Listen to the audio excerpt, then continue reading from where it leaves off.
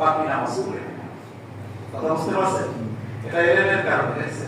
ইমাম যেহেতু আলেম মানুষ আবার আপনার সুযোগ আছে যে ইমাম যদি মুকিম হয়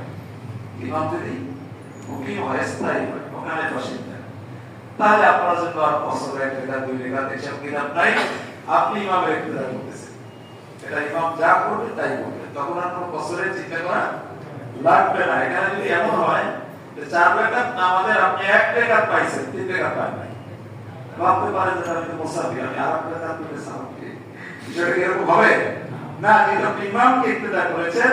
সেই কারণে আপনার নামাজ সবই করতে হবে সিস্টেম হয়ে সবই করতে হবে কথা বুঝতে পারছেন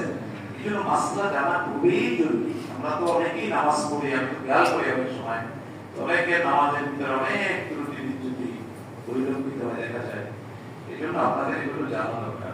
আল্লাহ বলেন অবশ্যই তোমরা জানো ফাসআলু আহলা যিকরি